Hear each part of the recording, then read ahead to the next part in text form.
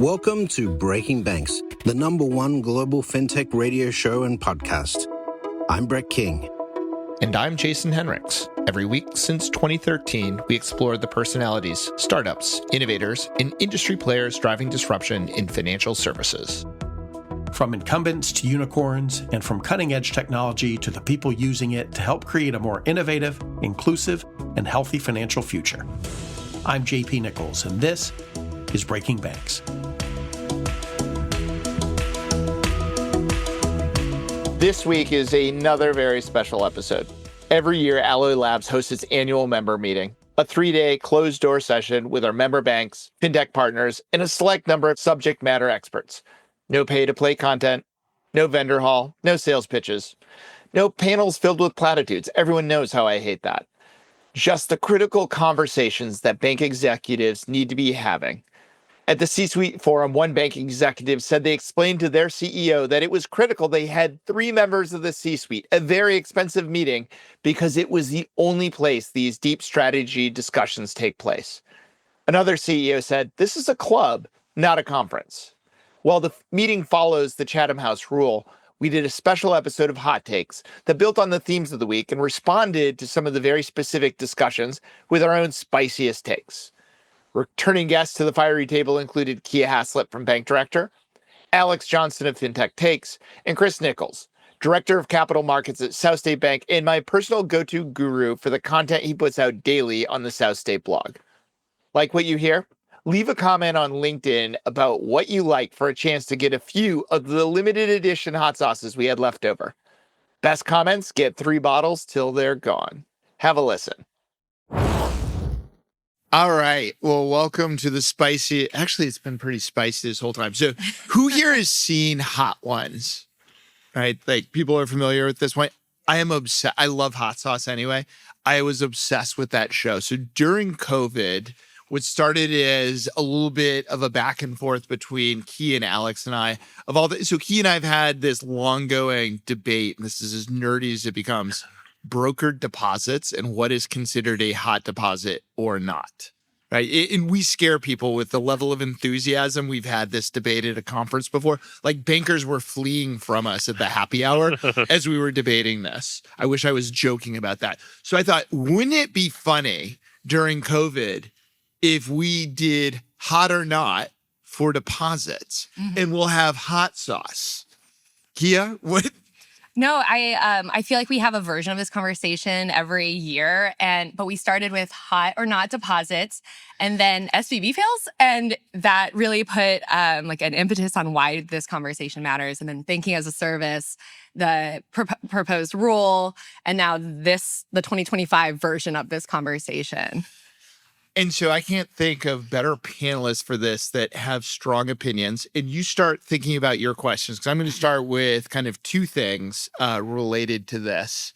And I want to start with, the 2 things we talked about yesterday around spicy was regulation, right? And you each can have your own opinions. You don't have to build on each other. Start digging into the hot sauce. Let me give us the preamble. We're in this weird place where we have acting heads of agencies. We've had the CFPB effectively, kind of turned off. We're seeing, discussions of where does OCC and FDIC rewrite rules? Do we, like, within the FDIC, we've seen it's like, hey, let's put small bank and mid-sized bank, let's shuffle all of that. Does FDIC go to the Fed? Where does it sit? I at least feel better after Tim talked about the pressure that the White House is putting on the Federal Reserve, that doesn't really matter as much. So, that's my one thing. I feel good about what Tim said. But, Alex, let's start with you. And, for those, I think, who know, Alex skews towards the fintech side of the house. Chris obviously is a banker, and Kia skews towards the banking side. So I thought this was a well-rounded panel here. But Alex, let's start with, because what is your hot take as it comes to, what does this mean with this new face of regulation? Yeah, I mean, I think for me, the thing that I keep coming back to from a regulatory perspective is just the cost of uncertainty, right? So we thought we were signing up for deregulation. That was sort of the idea. But deregulation only works if you actually know that it's going to stick and you know what the rules are going to be, right? Kia, you and I were talking about, Kia likes to use soccer refereeing analogies for thinking about regulations. So that is... Favorite football. Yeah, football for those who are sophisticated. Yeah, so... I think that analogy is interesting because I think where we've been the last 4 years has been this sort of very sort of not prescriptive, like no one's really refereeing the game, but you don't really know what the rules are and you can't really ask. And so you're just sort of banging into other bodies and you're not really sure what's happening.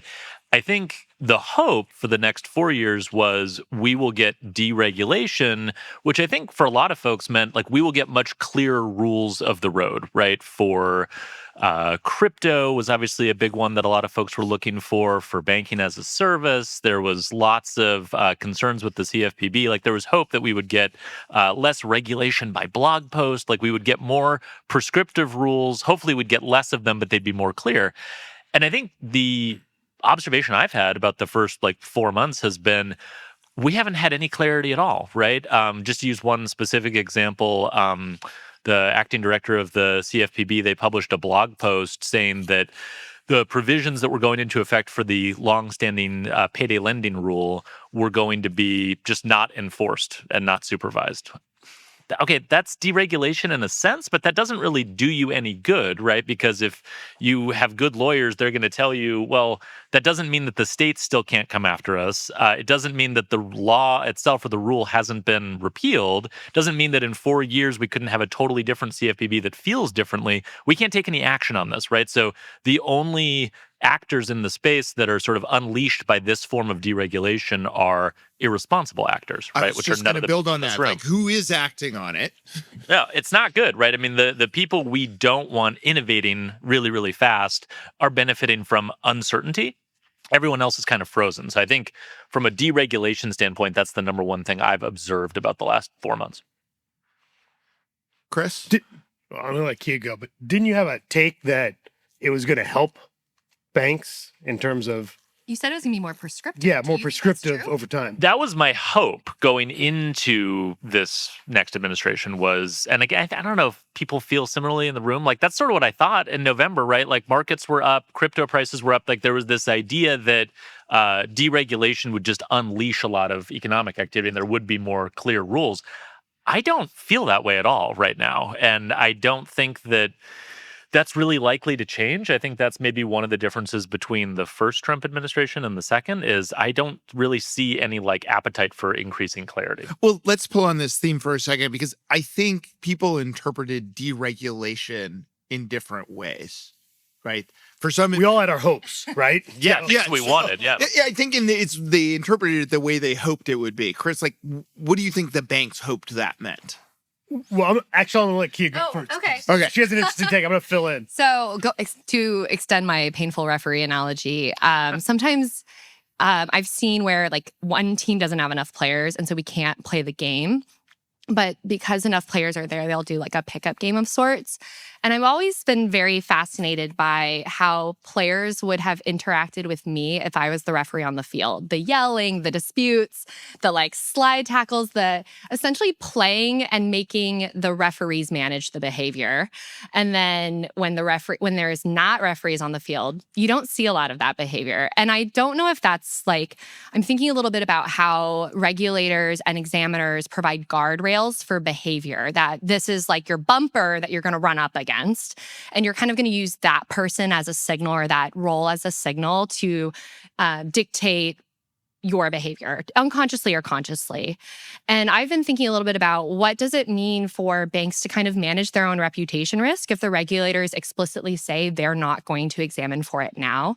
What does that mean for your innovative products and services if the regulators aren't going to serve as your barometer? You create your barometer. You decide what risk you take. And people are maybe going to make different choices around their reputation risk. Now, I know this analogy might fall apart upon light pressure being applied, but I do think that there's just something really interesting about how are you supposed to behave when the force that was managing some of your behavior is acting differently, not present, looking for different things?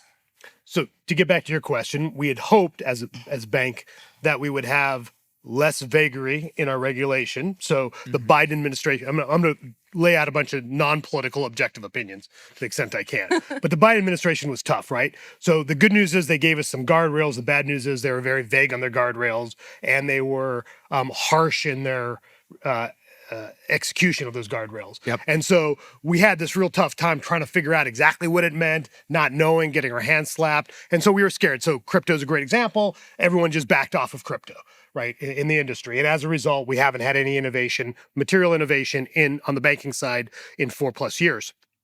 Now we have this administration that is a black hole. Trump sucks everything towards him. And the Marco Rubios of the world just get torn up as they approach the center of that black hole. And it's the same thing in banking that I'm not worried about the banks. There'll be fringe banks that are going to get themselves in trouble, but very few. For the most part, it's going to be business as usual. Self-policing. The self-policing, like banking has always been good about that. But to Alex's point, what's going to happen is it's going to go to the fringes, it's going to go to the fintechs, it's going to go to the non-banks that are going to run afoul. It's going to come back on us in the next administration or the next set of regulatory pendulum swings on it. And what we're going to have is this fractured regulatory coherence where we're not going to know what to do and we're going to be frozen. So I think we have the worst of all worlds right now. Actually, can I add here? I was reminded this morning, I wrote an article based on a 2020 Federal Reserve research paper looking at a natural experiment in regulation and supervision when in 1983, the FHLB, which used to examine savings and loans, moved from Little Rock to Dallas. All but 2 examiners left. And so there were 2 examiners that were responsible for examining 500 institutions across 55,000 square feet. And so there was a natural experiment that happens, and for those institutions, most of them did not receive an examination for 2 years. And then in 1986, the FHLB realizes what's happening in this, in the Dallas district, and does a supervisory blitz where they send 250 examiners in to do these exams that were long overdue. And the Fed found from that unsupervised institutions increased risk-taking relative to other savings and loans across the country and other commercial banks in the Dallas area. They specifically entered recently deregulatory spaces, used risky deposits, which were brokered at the time, the broker deposits. And then they also engaged in accounting gimmicks to inflate their earnings. The lack of supervision resulted in 24 additional failures across that 3-year period and cost the DIF $10 billion in 2018 money. And then one of the conclusions that the Fed made was that rules alone were not enough to manage behavior. There is something about the physical presence of an examiner that provides an accountability check. So I am kind of immediately tearing apart my own thesis. Isn't this? That's great. But she can just do it herself. And it's not all, right? There's 500 institutions, 24 failed. So maybe that's an acceptable rate of return there. But, they also looked at the fringe institutions, right? This is the fringe behavior that we don't want to see, but there was some measurable consequences, and I think there's some really useful parallels between that study and maybe the environment we're seeing today. Yeah, I mean, it sounds like fintech today a little bit, right? Sounds bad, right? Well, I guess the thing that might happen that I'd be curious to sort of watch over the next couple of years is, do we think that there will be more fintech companies coming to banks from a banking as a service perspective with just a very different view on what they're allowed to do, right? And so as a bank, you might still be thinking, well, yeah, I know they kind of have signaled that regulators are more open to this, but we really haven't seen actual new rulemaking or clarity, so we're not really totally sure we want to go there. But, fintech companies have different incentives, and they're going to have a different interpretation of what federal regulators are trying to signal to them and what they want to do. And so I do think we might see a divergence in kind of the risk-taking appetites between banks and fintech companies. Right after, I think we've seen sort of a convergence of those, right? The last couple of years, it's been sort of banks and fintech companies converging on a more common model for how to think about risk and compliance. I think those might diverge again over the next couple of years because of this dynamic. And to that point, I think what you will also see is these fintechs buying banks, because if you're ever going to buy a bank, now's the time, right, to get approval. Yes. So you have all these fintechs that are going to be buying banks. So I think as you'll see the industry develop, you'll see more banks operate like fintechs because of this, and we'll see what happens, that this divergence. Well, let me actually pull on that for a second. I think we need to segment big fintechs versus startups playing in fintech, right? Because I think we're likely to see the fintechs buying banks are likely to be the larger. Would you guys agree with that? Yeah, SoFis of the world are a great example. There's SoFis of the world who I don't think we're going to see, people push on me. I don't think we're going to see Stripe, SoFi, PayPal running as fast and loose as, say, that startup that it's ride hard or die. That's right. Yeah, I think that's definitely true. I mean, I think the one sort of caveat I would add to that is there are some really small banks out there that actually aren't that expensive. I mean, I can't buy them, but the first engineer at Stripe who owns a banking as a service middleware platform, Increase, he just filed a change in control paperwork with the Federal Reserve. He's buying a bank in Washington. I think it's $70 million in asset. It's pretty small. I imagine he's going to try to inject a lot of additional capital into it. And, I don't know that that is an indicator that like he or that sort of wing of fintech are going to fly off the handle or do crazy things. But like his understanding of risk tolerance and the way he thinks about it might be very different than even someone like a Stripe, which to your point is this massive late stage company. Well, and we've seen some good precedents, right? Column is an example of this. Yep. Lead Bank is an example.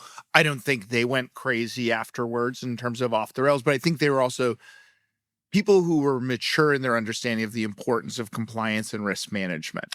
Well, and they did that during the Biden administration, right? And so like they were taking those actions and sort of learning the guardrails. I mean, I've spoken to the founders of those banks or the owners of those banks, and they, when they got into it, didn't necessarily know what running a bank was supposed to be like. And they sort of got quickly educated on that by prudential bank regulators.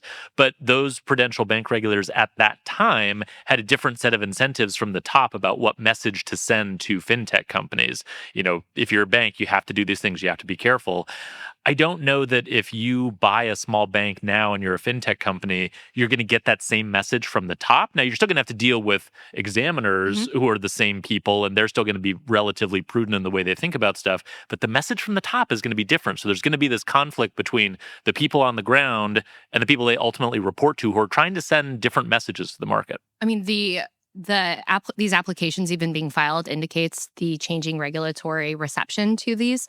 I think it's really important to think about the amount of application activity we've seen from non-banks, both for de novos, M&A, and ILCs, the industrial loan charter. The activity we saw in the last 4 years relative to the activity we've seen in 4 months. And responsible or not responsible, these, I believe, are more direct competitors that we are then maybe community banks are used to seeing. I think it's really important that SmartBiz and Oak North are both small business-focused banks. Sterling is a small business-focused bank. This is a group of fintechs that are using bank charters, and they are potentially coming after a segment of companies that we heard don't feel well served by their bank or have to move their bank as they grow.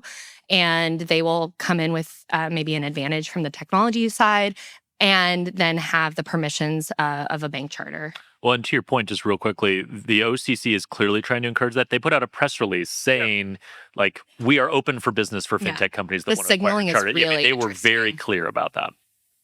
Nothing says that like a press release, right? That's right. Go get the billboard next in Silicon Valley. They were just about to do that. I mean, they were right there. And when we talk about de novos, like Alex, you and I have talked about the many people think one thing when they hear the word de novo, and there is an entire separate industry that thinks of an entirely different example when they hear de novos, right? Like the de novos today are going to likely be tech companies. They're not going to be traditional investor groups. So not investor groups that are ex-bankers that were acquired, right? It's actually really hard to run and start a bank and make money. I don't know if you've seen the deal premiums on some of these, that their average is 150% of book, 1.5 times book. Like, are you doing all that work to sell for 1.5 times book? Well, but on the smaller side, these banks are selling for one times book or below book, right? Yeah, we didn't mention that yesterday. There's a lot of one-time book deals. If you're in the middle of 50 million and 250 million, right?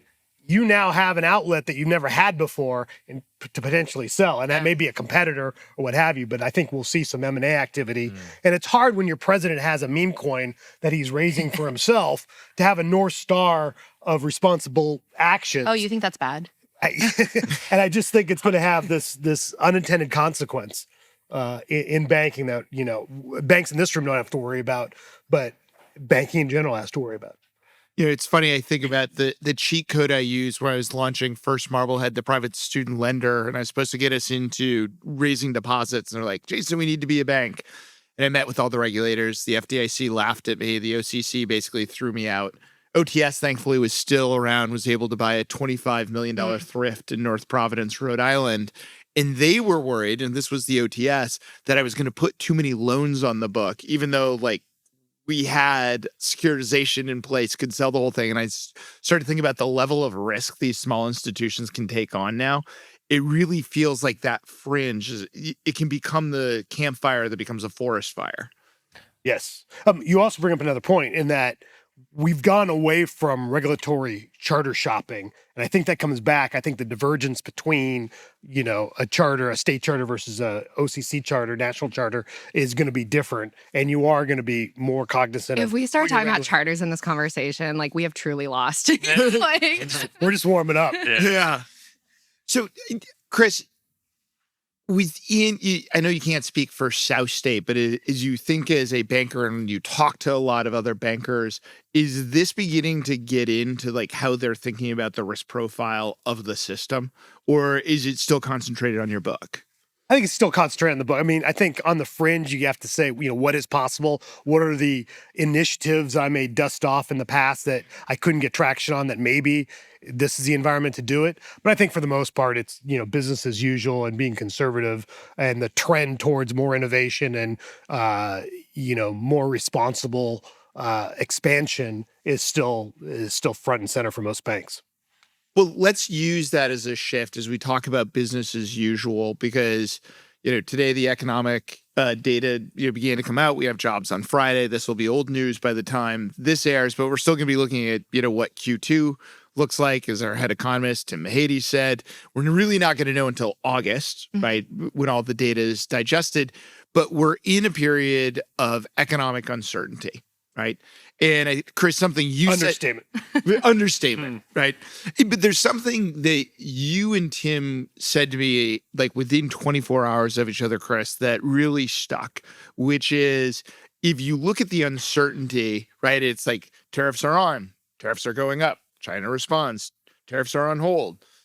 Hey, they're not on hold. We're going to renegotiate. We're going to renegotiate with the Penguins. Anyone's, we're going to, renegotiate all of it. But the point you and Tim both made, unlike 2008 and COVID, where it was an external event where you could point to and say, this started the contagion, and worldwide we're united around how do we tamper the mess. This isn't a black swan event. This is a whole flock of black swans that are flying in from different directions and frankly are self-inflicted. How do you begin to digest that? Because the standard, I like to harp on, what is the bank response to uncertainty or the face of recession, which is flight to quality on your loans, tighten the loan book, cut expenses, work out early and often. Is that going to potentially, it feels like that's the worst thing you can do in another 3.5 years of uncertainty? Yeah, no idea what's going to happen, but put this in perspective. Liz Truss, Prime Minister UK, September 24, cuts the budget $50 billion, proposes to cut the budget $50 billion.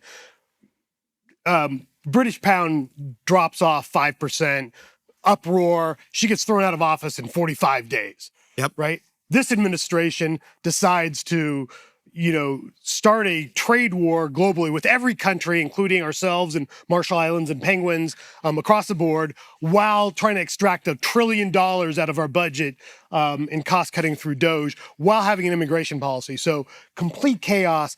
I don't know how to forecast it. And, we talk a lot about economic models and trying to forecast where bank earnings are going. it's really out the window. What you really need is like a psychologist to try to figure out what one man is trying to do, rational or irrational, and then work backwards from there. But I don't know how to forecast it. And right now we're looking at, NAICS codes and industry level information to try to figure out, is this business helped or hurt? And it's very, very business specific. So it's hard to figure out a probability default and a loss given default on your credit, let alone earnings and let alone, where to put resources. Yeah, I'm very curious, and I realize you can't tell all of it, but the editorial room at Bank Director has to be really interesting right now. Like, I'm wondering, what is Emily thinking about writing about as she thinks about her director series and what they're thinking? Yeah, I mean, I can understand that flight to quality feels like a wholly insufficient response to this much external uncertainty. But I do think that there's got to be a focus on really, really high fundamentals. You mentioned the pandemic as something that kind of wasn't anticipated in a way that we actually do have. We've had, I know it doesn't help, but we've had 4 months of kind of some of this information. I know that time doesn't seem like it's helping us make decisions, but I do think about, where were we 5 years ago? Like late April 2020, where were we 5 years ago? What do you wish you had then to help you manage your pandemic response that you now have now? That's in your control now, that you survived the pandemic now. What do you wish you had when interest rates went from 0 to 5% in 18 months that would have helped you then that you can incorporate now? What do you wish you had in, again, April 2023, when SVB fails and First Republic is 2 weeks away from failure, that you have now? And again, it just doesn't seem like enough, but you have these things. The other thing to pay attention to is the series of dates I just said. I started reporting in 2011, and interest rates were 0% then and did not increase until 2018. I didn't realize it at the time. Those might have been the halcyon days of banking, the last calm period of time, the times where we were worried the most about the Greek austerity crisis, and it was enough to derail quantitative tightening and easing. We don't live in that world anymore. We can't long for those days. We live in a world where about every 18 months, there's probably just something new coming. It's going to be really difficult to predict. What do you wish you had now that you think will be useful in the future? And if that's strength, if that's data, then do data. If it's, if it's your CECL allowance and your Q factors and your models, then do that. And at Bank Director, we're really focused on governance. We are really focused on education. These are the only things you can really control right now. And that, the credit quality, giving yourself all the flexibility, all the liquidity, everything you might need to be on offense. Do you need to be retaining capital right now? Like, you just don't really know what the future holds. So what would you want to have given what you've had in the past? Well, one answer to your question that you alluded to is technology. With the unheralded part of technology is it gives you options. So if you're March or April of 2020 and you're facing the pandemic, to be able to spin up a online PPP platform or a deposit taking platform was huge. And if you're having data and can better figure out in real time what's happening with your customers now, if you have embedded finance and you have a connection to your customer's ERP system where you can see in real time, that's a huge game changer that you have, an advantage you have over other banks. Because right now, I think it's a race between when you get the audited financials of your customers and when they go bankrupt, should this continue? And I think it's a race against time, because I think many customers are just going to give us the keys to the business or the project before we get the financials. And that's going to be a crime. The answer to that question is getting embedded information from your customers directly to your credit folks so they can see what's happening with revenue, what's happening with inventory, what's happening with, AR and AP. I think that's so important when we think specifically with the pandemic, the drilling down between borrowers and understanding the really important differences even in your commercial real estate book.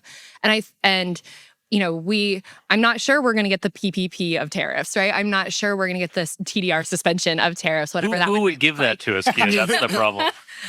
It's a coin. But I thought what was really important was back in the pandemic was that borrower identification, very clear workouts. And so, I've been thinking about today with tariffs, like, where do your customers get their money from? I was at Acquire Be Acquired when the grant fundings announcements came out. So that was in late January. Have you identified your borrowers who receive grants that might be eliminated?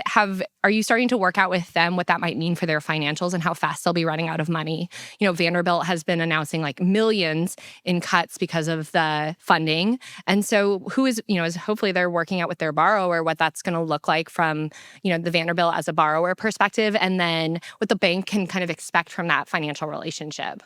One of the points that was made yesterday that I thought was really good is the closer your business customer is to the consumer, the quicker they're going to feel it. But then it slowly marches back. Sure.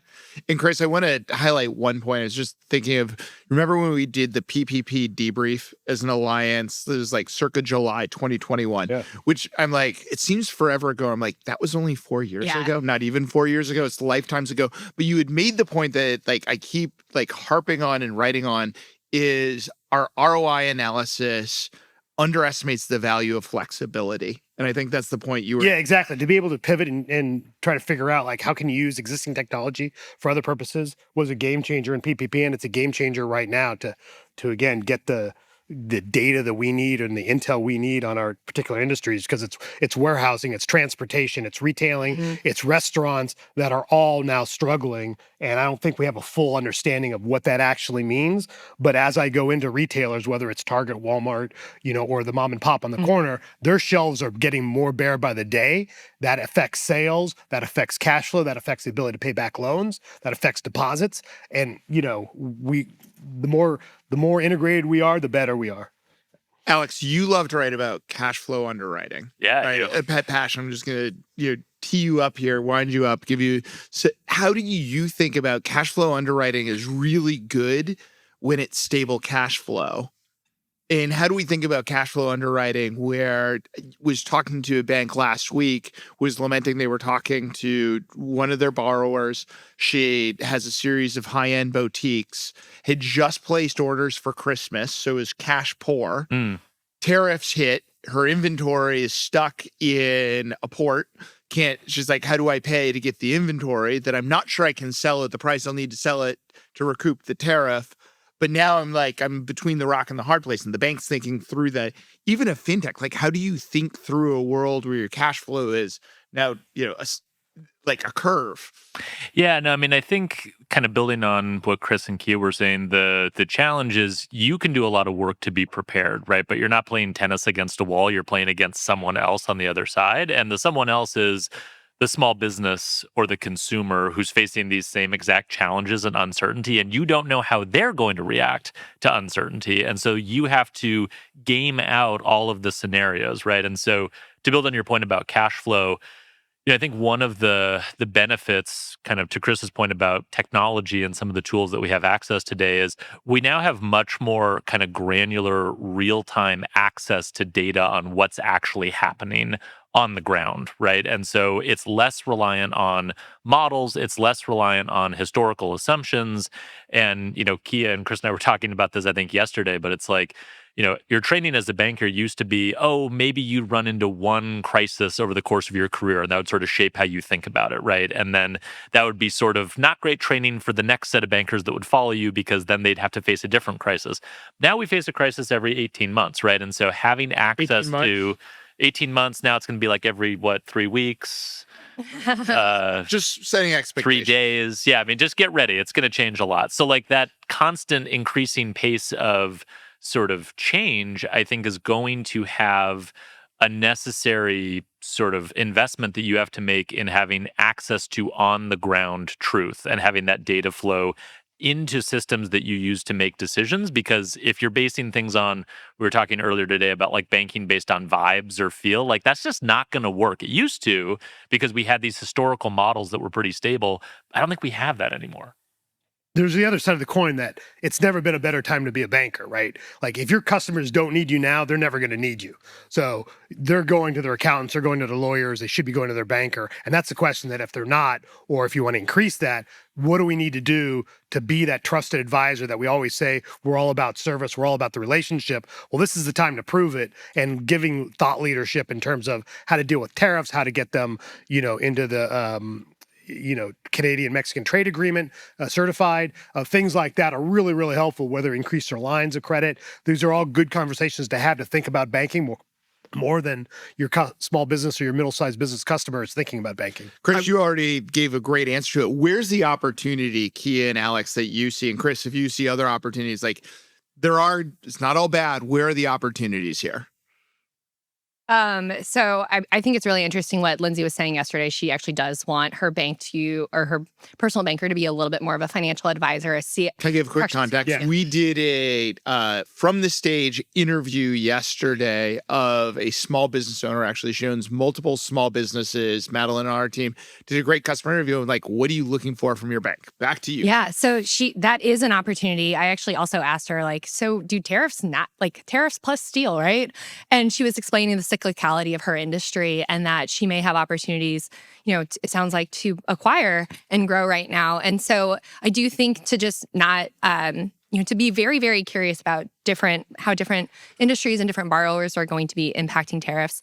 Another opportunity I see, in addition to Dara, who yesterday advised that if you do want to pursue innovative products and services, the permission structure is more permissive now. Obviously, as we've seen from the 2020 study, you will have to figure out the guardrails, and you want to make sure you're not a fringe institution.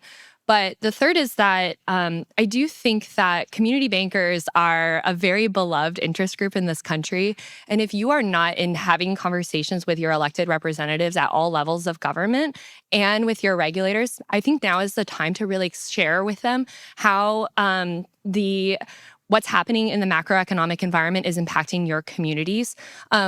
This is something we've seen from the appointment of Governor Bowman. There was some attribution that the community bank groups were very instrumental in appointing her to that role. And this is something we've also seen in our surveys at Bank Director, that bankers are just wondering what is their role in their economy, in their community, and in their society. And that might involve maybe greater participation in political spheres as well. Or you could just buy more meme coin. You could buy, top 10 holder of the meme coin. Get right to the top. Yeah, exactly. No, I mean, I think just to add to that, and this is something Chris already mentioned, but I think you have to step outside of your existing products and services, right? And think more holistically about how you can most help customers, because a lot of their problems are going to be financial services adjacent problems, but they won't necessarily be financial problems that are directly addressed by your product. And so you'll have to get a little creative about how do you help them with those financial adjacent problems that are going to affect their cash flow, but aren't directly relating to the product that you offer them. And that could be service, that supply could be chain help. Yeah, supply chain. Like I was just looking at a fintech company that's looking at basically modernizing the process for getting rebates if you import goods that you then export or destroy, right? Because you actually get rebates for that based on tariffs. And the process to go through doing that is really cumbersome. You have to fill out all this paperwork. You have to provide all this evidence. You can make that dramatically more efficient. And there's a fintech company out there that's working on that. Those are the types of like point solutions that you can bring to the table for your customers that can on the margins make a big difference when there's lots of uncertainty. Well, I think one of the biggest opportunities is uncertainty causes us to change, right? Like stasis, it's easy to be lazy, to sit on the couch, eat the wings with sauce and stay there. Things have to change right now, both for the institutions and for the customers. And I think this is a warning sign. I mean, I have very 2007 vibes when we first started to get the first cracking in the financial crisis. And it wasn't until, mid 2008 where we really had it.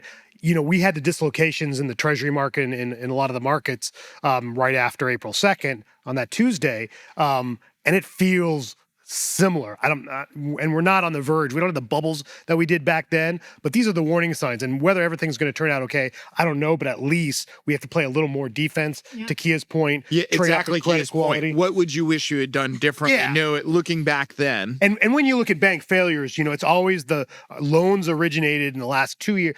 In the previous 2 years before the financial crisis that really go bad first. Mm-hmm. And it's your construction lending and it's your riskier, land development deals, speculative deals.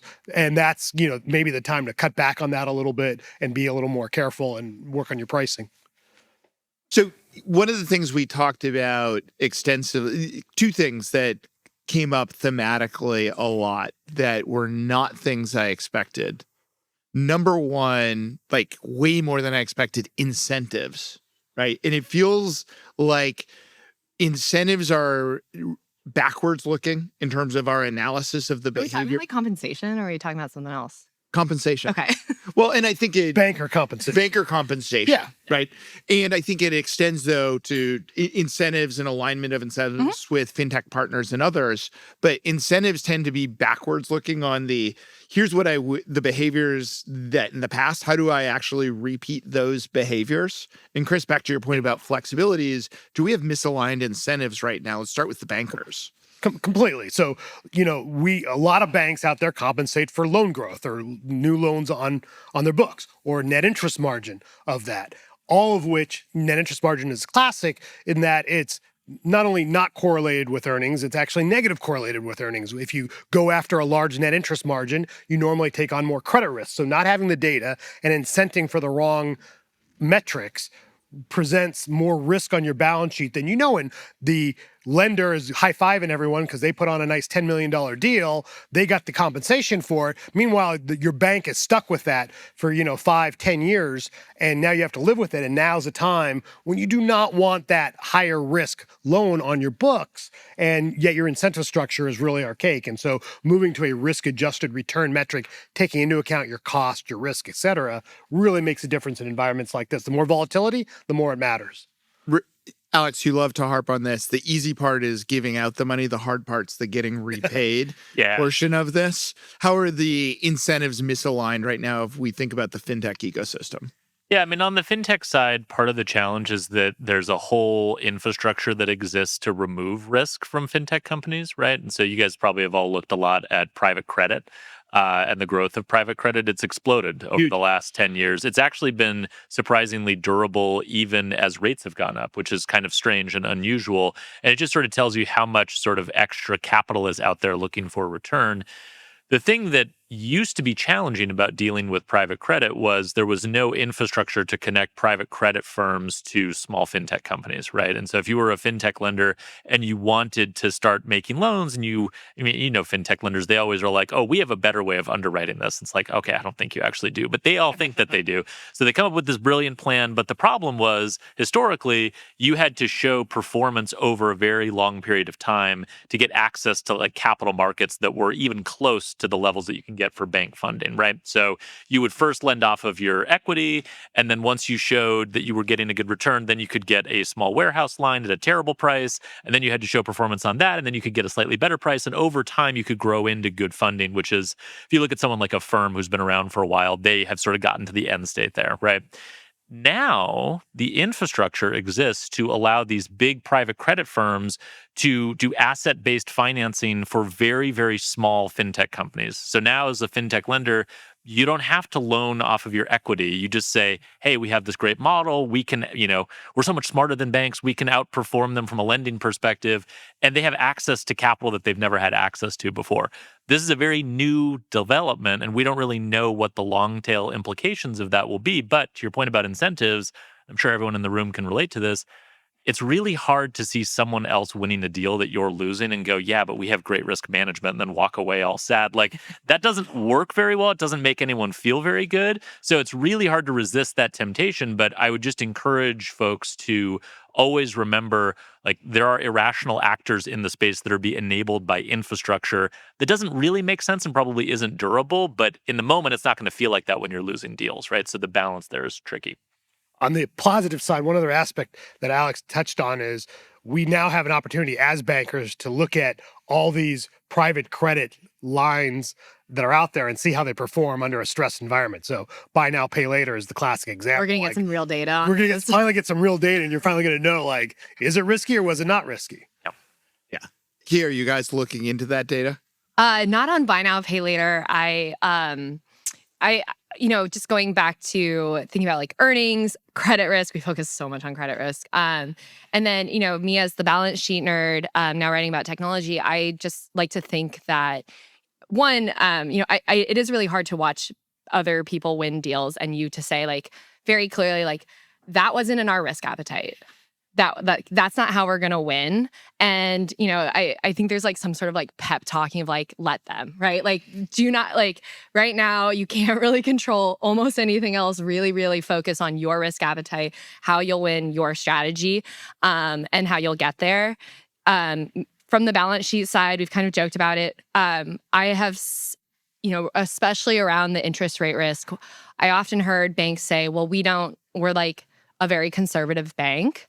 And what that has actually looked like at some institutions is they did not take credit risk, but they were sure taking a lot of interest rate risk. We're seeing that coming up in the banks right now who are sellers because they cannot earn anymore because of their balance sheet is just so hamstrung by interest rate losses and fair value losses. So just make sure you're managing all of the risk. Like a lot of banks were like, we have a lot of core deposits and they're very sticky. And then SVB happened and we found exactly how many of your deposits were core and sticky. And thinking about how these like stories you're telling yourself about, and are you testing your narratives to make sure that's correct? Or are you kind of just coasting on what was true 18 months ago and not really keeping up with what's happening today? But yeah, if you don't do buy now, pay later, don't worry about buy now, pay later and let them do buy now, pay later, and then gather the data. Yeah, so interest rate risk is a great point in that most banks have a single scenario along with the Fed or the dot plots or the CNBC Next Economist that was on a couple minutes ago, and it's 2 rate cuts, 3 rate cuts, whatever it is. But the reality is that we're a lot more volatile. So along with credit volatility, we have interest rate volatility, and we've already seen, as Kia alluded to, that really matters to your bank performance and really matters to the value of your franchise. And so if you're making a lot of, fixed rate loans out there, for example, and you have a chance of, 20%, 30% probability that you're going to have rates 200, 300 basis points higher because of inflation, well, you got to take that into account and say, is this really where I really want to be? And can I change now to affect the future? Unrealized losses increased at the end of last year, right? So I assume everyone's really smart here. Don't fool yourself about the short-term cuts and miss the long-term movements, right? But this is after SVB. So we've learned a lesson and then seemingly forgot about it, 6 months later. And now we're looking at the same mistake. And when we think about, what's going to happen with not only credit risk, interest rate risk, but now liquidity risk, right. We're just one credit event away from a public company having another run on the bank, a la SVB. SVB was a crisis of liquidity. It could also be a crisis of credit, which is much more common. Mm-hmm. And so as a bank, you got to kind of prepare yourself. And I'm not sure that we have a solution to what happened to First Republic and First Silicon Valley Bank in that we just don't have that liquidity. And that's the burning question about how do you manage that? Right. All right, not on script, but you have hit my hot button on the SVB. Did we say the magic word? The magic words to unleash Jason. Going to need more hot sauce. So we talk about SVB, and it certainly was interest rate risk. Like that was, interest rates can go up? Back to the amnesia point, Chris. It's like we're all, except for Kia, old enough to remember interest rates that are high enough, right? Like I remember my first mortgage, right? And I got a deal, and it was like 8.6. Right? Like interest rates go up. The management of SVB knew interest rates could go up just because they hadn't since like Kia, when you got in, you said interest rates were 2011. Yeah. 2011 at zero. Guess what? But like when you got in the business, what were interest rates, Chris? Like, oh, they were high actually. So, I was in the business when they were, 20%. Right? So. Like we know they can change. So yes, that was a mistake. But I think what we gloss over, and to me, this is the self-inflicted wound, like that we don't talk about because we go to the fundamentals and the data.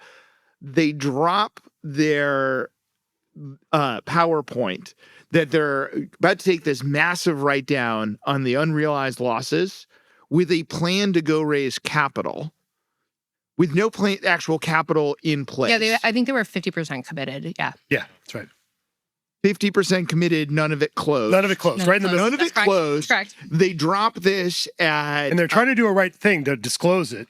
But they drop it at 5 o'clock Pacific, and then all of their social media goes quiet. There's no response. And if you think about who their target customer is, right? Like, I was in Slack and WhatsApp channels with other VCs and entrepreneurs. I was too, yeah. Right, tightly connected that are communicating this thing. Like, to me, if anything, the lesson of SVB is, well, don't do stupid things with your balance sheet and duration risk. But the other thing is, you need a decent PR and fundraising strategy. Like, we gloss over management. Don't raise capital when you need it. Raise it when you don't need it. Yes. Right. Alex, what were you hearing chatter in some of your groups? Yeah, this was like February, I think. And I was just getting messages from people and they're like, so do you know what's up with SVB? And I was like, no, not really. And they're like, okay, cool, I'll ask somebody else. But you could totally tell that there was this sort of background conversation that was happening.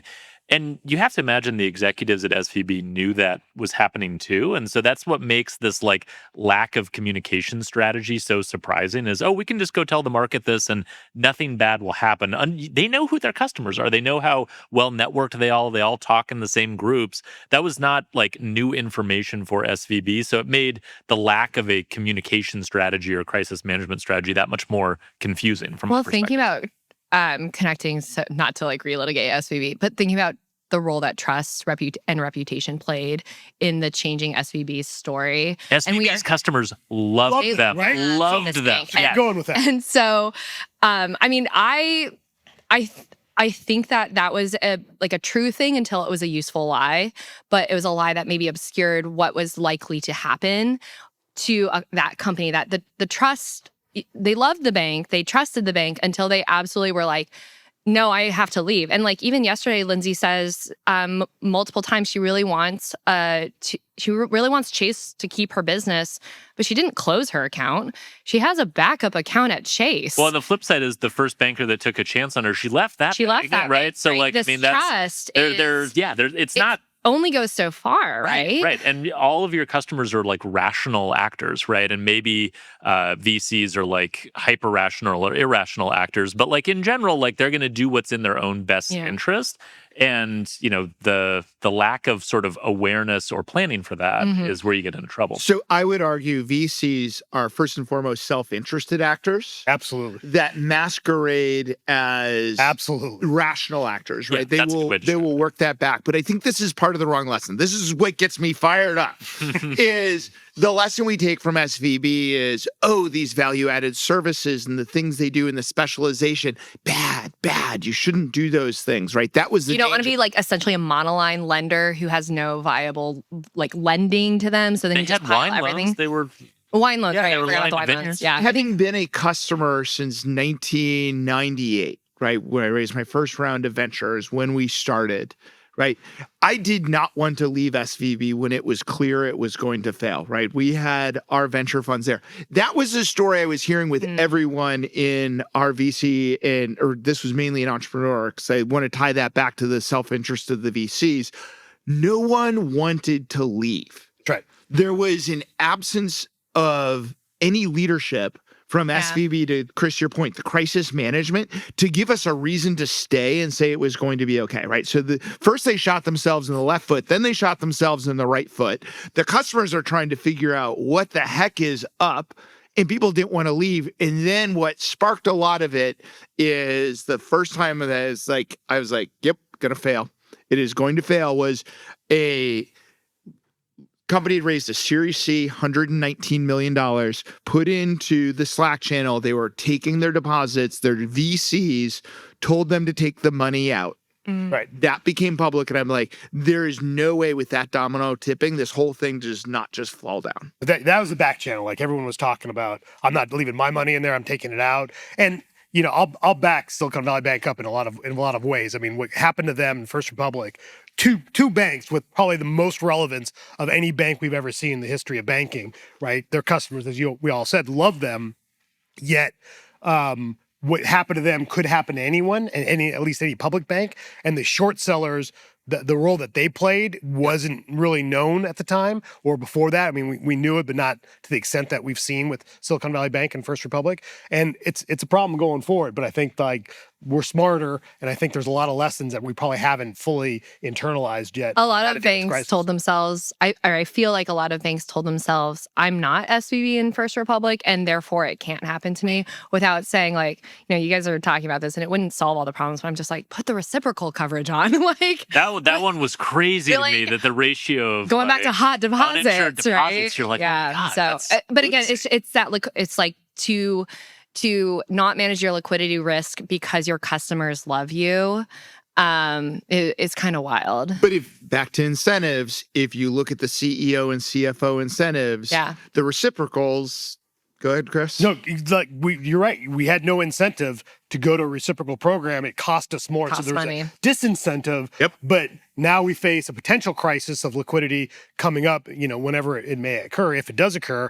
But it's the same thing. Like we should be battening down the hatches and playing more defense and going to more, at least preparing for more reciprocal deposits, because the fallback, even though Silicon Valley didn't affect you and you didn't have any deposit runoff, I'm here to tell you that at least more money went to the large, globally insignificant banks. And as a result, their cost of funds is lower. Our cost of funds are up as community banks. And now I got to combat that at the next crisis. All right. So last question, because Chris, you've talked, over the last couple of days about playing offense. You just talked about defense. I think you don't play all offense. Kia, I'm going to steal your football analogy, right? Like, unless you're the Chicago Bears, you don't just play defense, as Lindsay made the point. You don't win games that way. You need offense. You have to score points. And so, Alex, to start with you, how do you think about in this environment, where do you need to think defensively? Where do you need to think offensively to play a well-balanced game? Yeah, I mean, I think going off of Kia's point about other areas of your balance sheet, like there are just areas where you would just want to be really strong defensively, right? Because it just gives you more optionality. And so I think, interest rate risk, liquidity risk, all the things that you sort of wished you'd pressure tested before these previous crises, those are all areas where you can really shore up your defenses and be strong. Going to the point, though, about credit risk, I think it was Kurt this morning who said that, like, one of the benefits of taking risk is that you are showing customers that you trust them. And so I would say going on offense is about understanding which customers you want to win with and how much risk you're willing to take on to win with them, right? Because you have to give them a reason to want to work with you or to choose you. And that doesn't just require, we found this amazing customer who doesn't have any risks. Those customers are gone. Chase has those customers, right? Like, you want customers that have some type of risk, but a risk you can get comfortable with and where you can build trust by showing the customer you trust them. To me, that's the part where you're playing offense, and it requires a really, really precise understanding of the customers that you want to focus on and the risks that you want to take, and the fact that you understand those risks very well. Now, they still are risks. We're operating in a very uncertain environment that absolutely means that it could go bad, but that's the business we're in, right? And so as it relates to offense, like, know very specifically who you want to take risks for. And defense. And if you have to fall back and tighten things up, who do you, take a chance with of your existing customer base, and who do you jettison? Right. I mean, there's going to be some uncomfortable decisions, unfortunately, hopefully we don't have to make, but I think having a pre-plan, having intent, to Alex's point, really makes a difference. And what we've learned is, if you don't think about it ahead of time and we bank everybody in the community, we're going to get the performance of that community. And if we just allocate capital and marketing resources, sales resources, et cetera, a little differently, credit resources a little differently, we can have a higher performing bank. All right, Kia, bring us home. I agree with everything that they said. And I think right now there's going to be a lot of emphasis and focus on execution and tactics and operations. And I guess what I am thinking a lot about is, how do you, bankers in this room, give yourself mental curiosity, flexibility, creativity? How do you make a decision? How do you get comfortable with getting uncomfortable, right? This is almost like about a mindset shift that we all need to be like getting better as the operating environment becomes more difficult. The best teams will win, and they'll win in all sorts of environments and games and against teams because they're a great team and they're constantly focusing on getting better themselves. And so I'm here to, like, not sugarcoat the challenge is in front of us, but to say like, I actually believe everyone can do it, but you have to do it. And if you can get yourself there versus and be prepared to make these choices and lead versus being kicking and screaming because you didn't prepare for this crisis, I think that's going to be a world of difference of, maybe who sits in this room next year, or who, the deals that we see and the type and the reasons we see when we see these partnerships. So I'm going to leave with, I was fortunate, one of our LPs when I was a VC in the first .bomb was the youngest partner in Susquehanna history. If you follow when sales and trading was opening up in Asia, it was that guy. Interesting character. I'll leave it at that. We can talk to you over lunch about it. But when the .bomb hit and as young VC and trying to figure it out, I said, the best time to be a player and to make your trades is in an upside down market. All it takes is courage and capital. Yeah. And I think that's the situation we're in, right? Like, yes, we're upside down in a lot of factors and a lot of uncertainty, but with courage and capital, we can make those things work. All right. Thank you all for sitting through and tolerating us eating and slobbering in front of you. It was good hot sauce. I forgot to tell you that I think that my hot take was that beer battered fries are the best fries. No. Thank you so much for serving them. No. Pure fries. Strenuously He's calling them pure fries, and I don't know what that means. That's it for another week of the world's #1 fintech podcast and radio show, Breaking Banks. This episode was produced by our US-based production team, including producer Elizabeth Severance, audio engineer Kevin Hersham, with social media support from Sylvie Johnson. If you like this episode, don't forget to tweet it out or post it on your favorite social media, or leave us a 5-star review on iTunes, Google Podcasts, Facebook, or wherever it is that you listen to our show. Those actions help other people find our podcast, and in return, that helps us build an audience that can be supported by sponsorship, so we can continue to provide you with our award-winning content every week. Thanks again for joining us. We'll see you on Breaking Banks next week.